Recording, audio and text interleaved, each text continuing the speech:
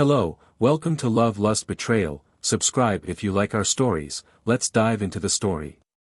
I cheated and lost my husband, trust completely. He won, even let me touch him anymore. Help. I'm in a unique situation and want to know if anyone else has experienced something similar. I'm not the wounded person here. My husband, kids and parents bear the burden of my past mistakes, for which I am genuinely sorry. Let me be straightforward. About 19 months ago, I was caught having an affair with a married neighbor and father of 3. I'm a 32-year-old woman, my husband is 39, and the neighbor, whom I'll call Steve for confidentiality, was 27 at the time. I made a terrible mistake having the affair with Steve, which began a little over 2 years ago.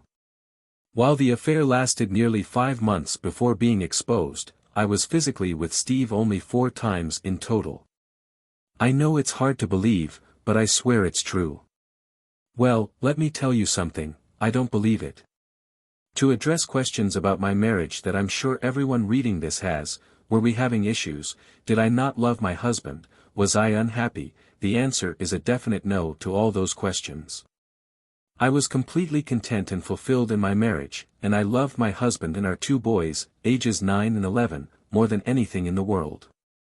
Ethan satisfied me emotionally, mentally, and physically. He was everything I ever dreamed of and more. My attraction to Steve was misplaced and stemmed from a deep place that took me back to my first romantic encounter at 18. It was a wild attraction, just like my first time. It was like a wild animal instinct inside me that drove me to this. In high school, I dated 4 boys, but nothing serious beyond a quick kiss at the end of the night. In fact, I considered all those guys as friends since we all grew up together. One day, I was invited to a barbecue at a friend's parents' place, where I met Charles. Charles was my friend's cousin, and from the first time I saw him, I was captivated, I was taken. At the time, he was 20 and I was 18. From the moment we met, we couldn't keep our eyes off each other. I don't know what it was, but there was something between us that drew me to him like a magnet to steel or a magnet to metal. We started talking at the barbecue, and he had to leave for work, so we exchanged numbers. The next day, on Sunday, we met for ice cream in the evening and took a walk. We talked for hours, totally engrossed with each other, and just spontaneously started kissing. He invited me back to his apartment, and there, I had my first experience. Something about Charles excited me and made me want to give him every part of me. To this day, I can't describe it. It was subconscious. I couldn't resist. Beyond the physical relationship, we had nothing in common, in fact, we were incompatible. I ended things with Charles 11 months later, after the passion wore off. A year later, I met my now husband Ethan. He checked all my boxes, and I knew he was the one. We got married a year later, and our marriage had been 13 years of joy until I ruined it. We were blessed with 2 wonderful boys who are the spitting image of their dad and share his awesome personality. I'm sharing these details to explain why I started a relationship with Steve. Steve and his wife Marcia moved into our neighborhood, and they were the youngest couple. My husband and I are the second youngest, with the others mostly in their 60s. Everyone warmly welcomed Steve and Marcia. They were invited to a neighborhood picnic where Steve and I first noticed each other, similar to when I first met Charles at a family barbecue a long time ago. The next time I saw Steve was at the car dealership where he worked in finance. We were looking for a new SUV, and when my husband found out Steve worked there, they started talking. We went the next week to check out cars. Steve made sure we got a good deal, and he arranged great financing. Throughout the closing process, Steve and I exchanged glances, but my husband didn't notice. A few days later, I had to bring the vehicle back for mud flaps, and that's when Steve and I had our first inappropriate meeting. He greeted me in the lounge, and then, in his office, he mentioned additional financing details. We chatted, and he confessed he wanted to talk to me alone about his feelings. I admitted I felt something too, but it was wrong. He knew it was wrong, but didn't care. He wanted me. Fast forward to the next morning, when we had our first close encounter at his house after our kids went to school and our spouses left for work. By the way, my husband has a good job, and Marcia is a licensed practical nurse. Steve and I only had physical relations 4 times in the entire 5-month period. There was no love connection, as I loved Ethan, and Steve loved Marcia.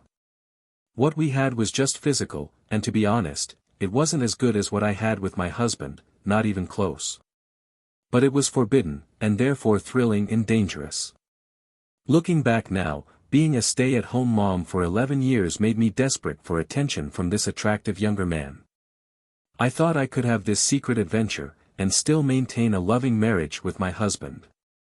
That idea came crashing down one Thursday morning, 19 months ago, when Steve and I were caught in bed at his house by Marcia's mother. She walked in on us fully engaged, and started screaming obscenities. She slapped and scratched Steve, leaving a large gash with her nails.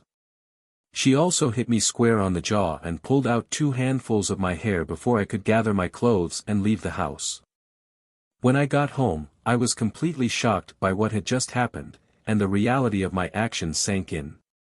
I realized my perfect marriage to Ethan was forever changed and could end because of this. I sat silently for a couple of hours, just staring at the walls, wondering how to tell my husband. Eventually, I decided to call him and left an urgent message stating that I had something very important to discuss. He didn't respond. So I texted him, but still got no reply. A few minutes later, Marcia and her mother showed up on our front porch, knocking on the door and bay window, screaming for me to answer. Terrified and thoroughly embarrassed, I didn't respond. Luckily, my boys were at school when this happened. After they left, I lay down on the couch, crying. I briefly fell asleep but woke up to the sound of a car door in the driveway. I looked out and saw my husband. I rushed to freshen up before going back into the living room to greet him. When he opened the door, however, he didn't enter. Instead, I saw through the window that he was walking down the street toward Steve and Marcia's house. I watched as he spent nearly 3 hours there before coming home. I went to hug him, but he kept me away. I started apologizing, but he said my apology wasn't accepted and he wanted me to leave. I fell to the floor, crying and begging, telling him I didn't want to go, but he insisted. He then called my mother, explained what I'd done, and asked her to come over and pick me up. Mom came over, apologized to Steve, convinced me to go back to her house for the night, and helped me pack some clothes. I left, crying, asking Ethan what he would tell the kids. He said he would take care of it.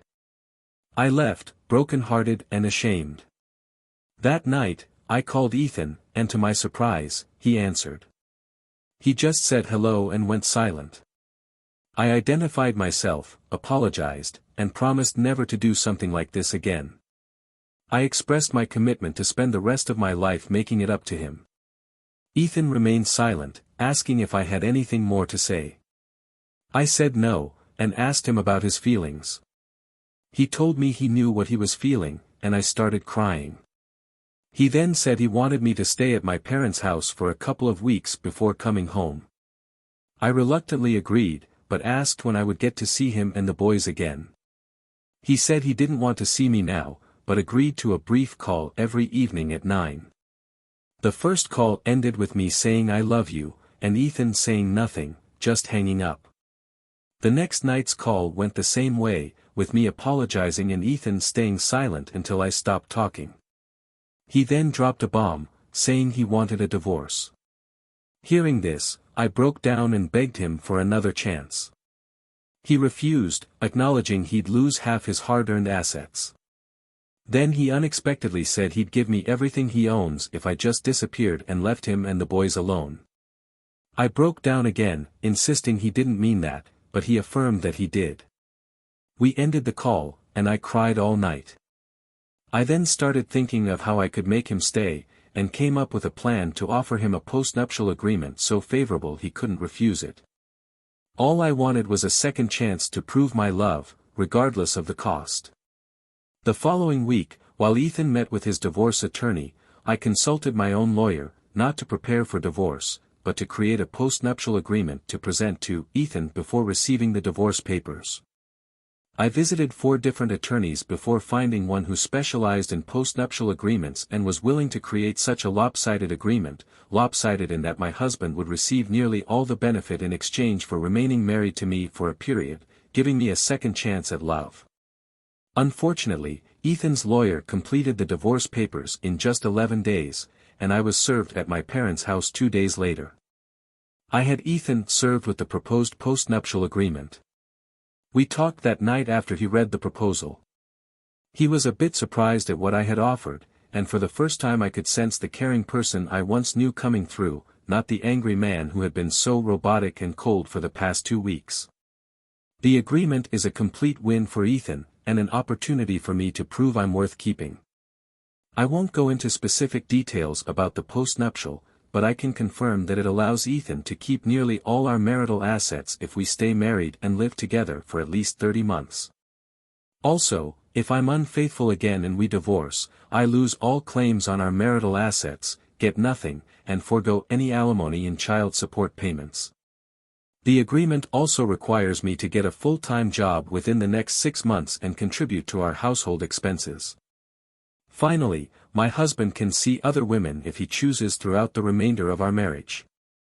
I know Ethan would never be unfaithful, it's not in him, but I want him to know I love him enough to give him this option.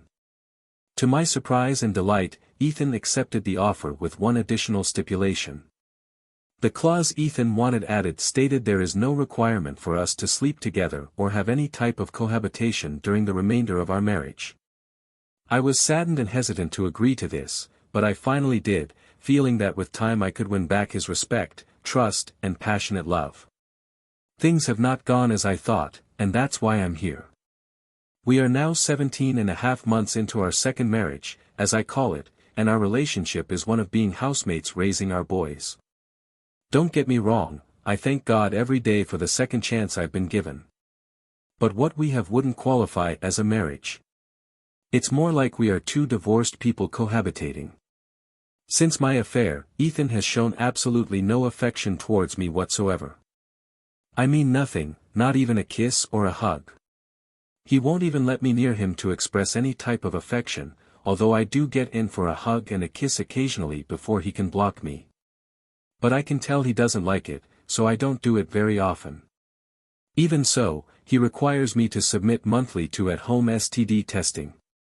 Also, since the affair, Ethan will not go out in public with me, even to family events. When our boys have games, we alternate who takes them. When it's my turn, Ethan shows up at the games but doesn't sit with me. Instead, he normally stands on the sidelines with other fathers and acts like I'm not there. The only time we go out together is when we go out of town or on vacations, which we do often. When we travel, he orders adjoining rooms with 2 queen beds each, the boys stay in one room, and we stay in the other in separate beds. I look forward to every trip, as these are the times we are closest and where I've almost been able to break through to him. I told Ethan about this and suggested we move from our neighborhood to start fresh. However, Ethan said he'd only move if he gets a job promotion requiring relocation otherwise. He plans to stay until our boys finish high school. The boys also don't want to move because all their friends live nearby, as do Ethan's friends. Since the affair, I lost all my friendships in the neighborhood. Steve and Marcia divorced 8 months after D-Day, but Marcia and her kids still live down the street. The neighborhood women I was once close to cut me off, blaming me for breaking up the family. Now my home feels like a prison, and I rarely go outside, staying inside or in my backyard, tending to my gardens. My boys are often out with their friends in the neighborhood, including Marcia and Steve's kids, but thankfully their world hasn't changed much.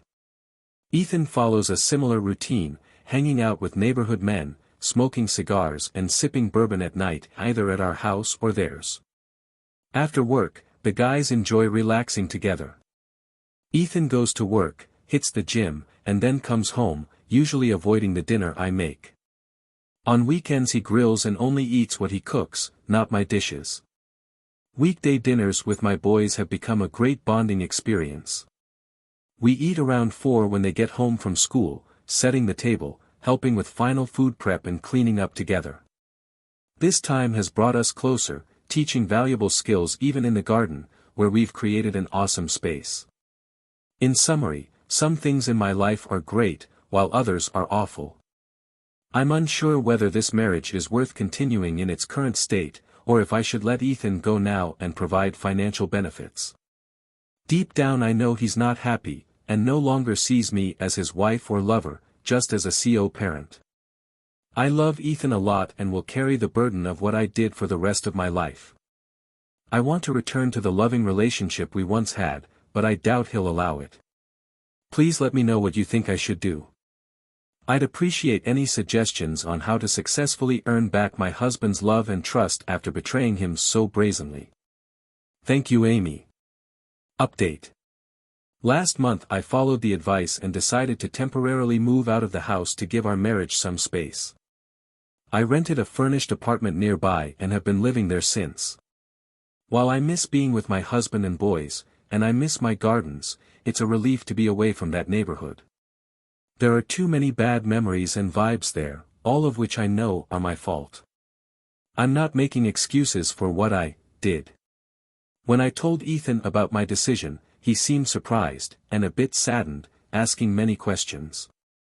His reaction showed me a lot, indicating that he still loves me. I could see it in his eyes. I pick up my boys after school, and they come over to my apartment for dinner and spend the night a few days a week. Ethan and I are flexible about it, and the kids can come and go freely between our places. The main challenge now is that being out of the house means I don't see Ethan much, and I'm not in a position to talk to him. So I end up calling him, asking silly questions multiple times a week just to stay connected. We've had several lengthy conversations about various things recently, another sign that he still loves me. I know I love him. That's all for now. Thanks and take care. Update. What a journey. Life is like a roller coaster with its ups and downs. Unfortunately, after 2 years into our second marriage, Ethan decided that it's best for us to get a divorce. Ethan mentioned that he still loves me and might want to rekindle a romantic relationship in the future, but he believes it's challenging to do while we're married. He explained it's something psychological. He feels disrespected and betrayed while still married, but thinks he can let go of those feelings after the divorce. Ethan suggested we celebrate our divorce once it's final, possibly even spending the night together. While it might sound like a strange way to part with guilt, I'm willing to go along with it if it means keeping Ethan in my life as a partner, lover, and friend. Ethan made it clear that even if we reconnect, we won't get remarried. He believes a binding contract isn't necessary if we truly love each other. I agree with that, but I do wish there was a way to do this without divorcing. Regarding the divorce, I've decided to let him keep 3/4 of our marital assets voluntarily, despite him not meeting the post-nup stipulations. I won't pursue alimony or child support. Some may criticize me for being generous, but I believe he earned the money and would have given it all to me if I had remained faithful. I'm at peace with this decision and can live comfortably for the next 8 years or more without working. Currently, I am working, so things are even better financially. I want to offer advice to women struggling with temptation as I have. My suggestion is to resist it. The thrill is not worth the risk. If you find it challenging to control yourself, seek professional help. From my experience, the short-term high is not worth the long-term loss of love, respect, and trust. I'm a 32-year-old guy married to Kat. We've been together for the past 2 years, dating for 2 years before getting married. Recently, things have not been going well between us. The trouble started 2 months ago when my wife suggested we open up our marriage to add excitement. I was surprised by her suggestion. I never thought she'd bring it up. I want to clarify that I'm not trying to control her, but given our history, it's tough for me to believe she's interested in trying this. Let's face it, open marriage is risky and often ends up hurting one or both partners. I told her clearly that I'm not comfortable with an open marriage. It's not that I'm against trying new things or spicing up our married life, but I want those things to stay within the boundaries of a closed marriage, with no third person involved. She was disappointed because it's rare for me to deny her something. I love her a lot and usually go along with her requests, even if it means making compromises. Although she didn't say anything after our conversation, I could sense that she was not happy about it. I wanted to get to the bottom of the situation and understand her reasoning. I began questioning my abilities in bed. I wanted to talk to her, but she remained silent. Kat is a consultant with a busy work schedule, often working in different time zones, which disrupts her work-life balance. While I also have a hectic work schedule, it doesn't require me to go beyond our time zone, making it easier for me. Due to her work schedule, I couldn't discuss my concerns with her. I blamed myself for impulsively saying no to her. I should have asked for more information before making a decision. I felt terrible. Nearly 2 weeks later, I got home early from work one day and made her favorite meal for dinner. She was happy with my gesture. We hugged and spent quality time together. I took that opportunity to ask her about her suggestion for an open marriage. She immediately became frustrated, accusing me of playing mind games. I didn't trick her. I just wanted to spend time with her and understand her perspective on open marriage. That's it. I got upset with her accusations and asked her directly if I was not meeting her needs. After that, she opened up. She told me about interns in her office who are fresh out of college and in their early 20s. They party a lot and hook up whenever they can. Their adventurous stories planted the idea of an open marriage in her mind. She admitted to feeling a fear of missing out when her young colleagues talked about their exciting lives. I listened to her and understood her point of view. It's natural for people to be influenced by tempting things. I told her I'm not comfortable with the idea of an open marriage because I cherish our relationship. Our bond means a lot to me. Before I met Kat, I also lived a wild life in my 20s, doing the same things as others. But I went through the emotional challenges that everyone does. Excitement can fade, leaving behind emptiness. Finding comfort in Kat after meeting her, I didn't want to go back to my old life. We got married, and she was the one I envisioned a family and growing old with. I openly shared my thoughts on open marriage with her, suggesting we reconsider if she was genuinely interested. However, she immediately denied it, though she seemed to understand. I thought she agreed with my opinion during our conversation, but I was mistaken. Everything seemed normal for a few days. But after about a week, her behavior changed drastically. She started acting cold, attributing it to work stress. Recently, she's been behaving terribly, throwing tantrums over trivial things and mocking me as outdated. When I asked her about it, she explained that I'm too stubborn in sticking to my beliefs and not keeping up with trends. I questioned what she meant by following the trend, as I stay updated with fashion, music, and web series. I asked if my reluctance for an open marriage upset her, and she simply nodded, leaving me confused. Throughout this time, her work schedule became busier with more late nights. Initially, it was only a few days a month, but now she's coming home late almost every other day, sometimes even at dawn. When I confronted her, she mentioned aiming for a promotion, proving her worth for the position. While I admire her ambition, I worry about the truth. Honestly, I'm hesitant to entertain negative thoughts or jump to conclusions. Yesterday, something happened that prompted me to share my feelings and seek advice from the community. I reached home earlier than usual and decided to prepare Kat's favorite lasagna for dinner. Despite her late-night plans, I wanted to surprise her. I messaged her, and she responded that she'd be late, maybe after midnight, dampening my enthusiasm. I spent the next hour playing video games, hungry but wanting to have dinner with Kat. An urge led me to pick her up from the office, something I'd never done before unless we had plans after work. Thinking it would be a nice surprise, I rushed to her office, a standalone building easy to spot, waiting outside for 30 to 45 minutes. It was 12:30 a.m., but there was no sign of Kat.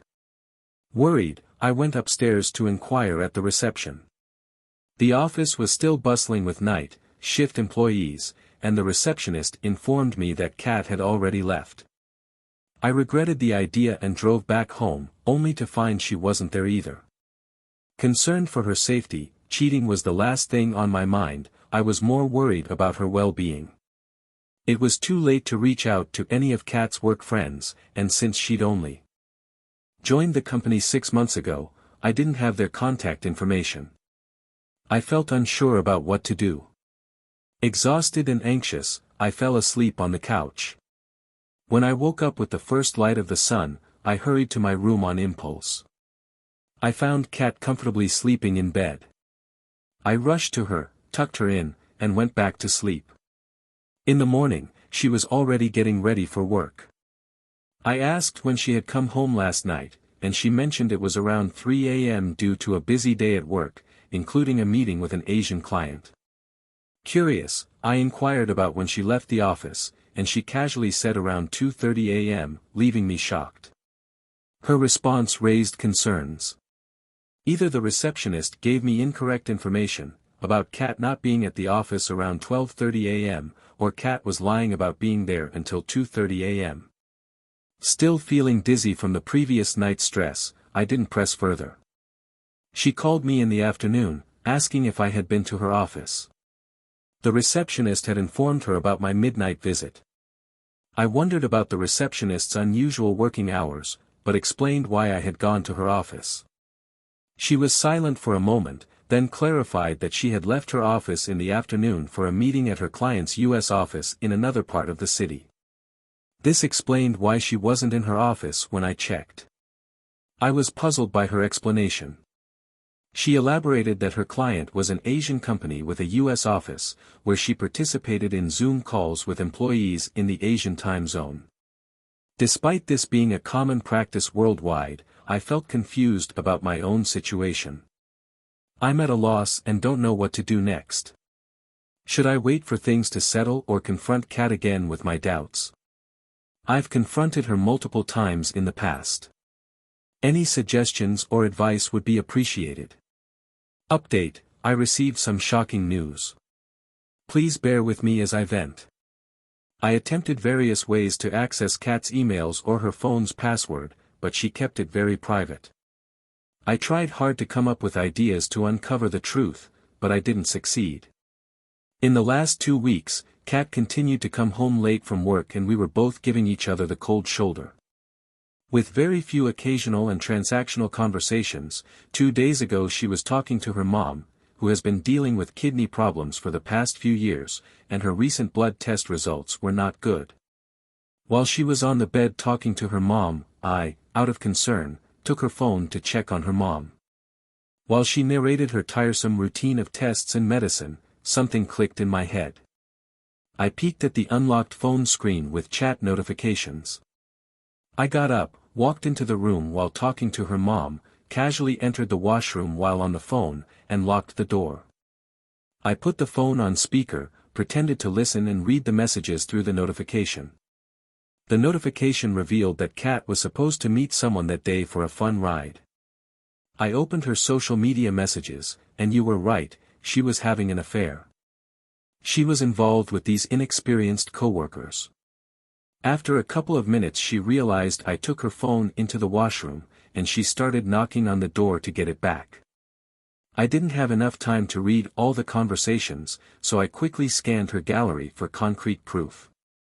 The gallery was filled with explicit pictures of my beautiful wife in compromising positions with her CO workers. I emailed those pictures to myself, and deleted the history. She's cheating on me with multiple colleagues.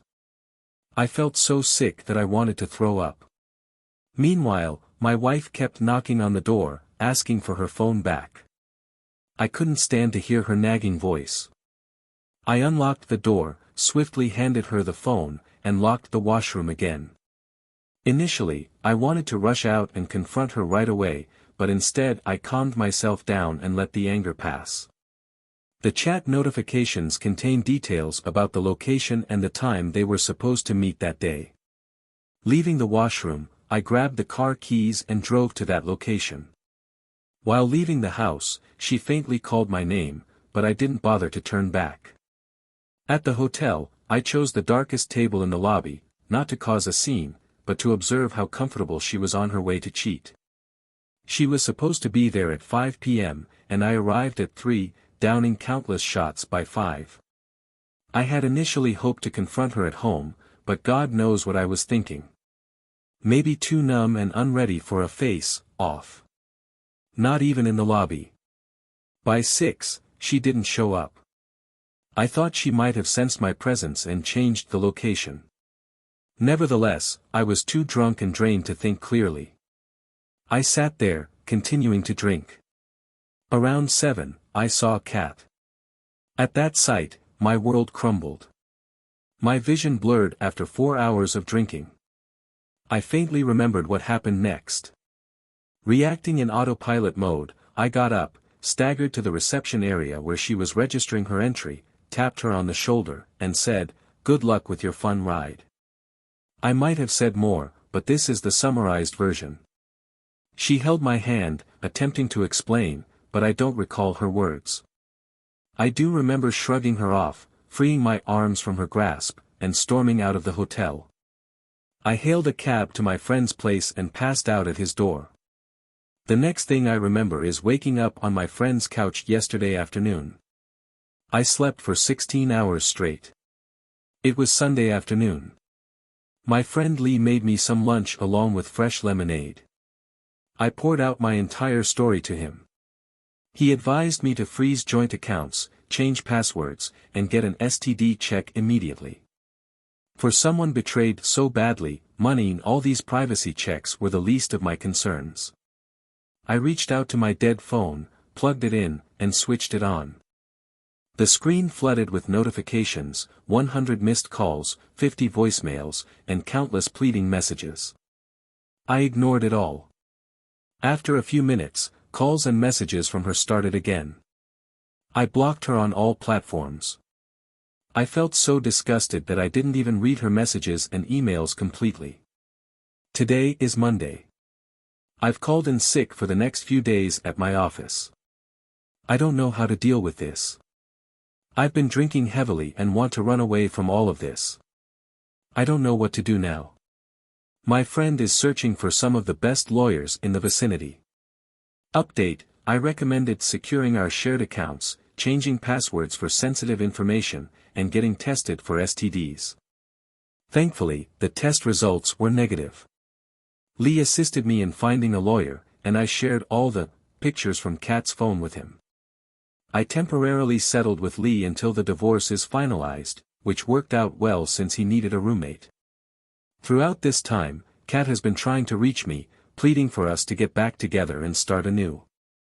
She also contacted Lee, asking for his help in reconciling our marriage.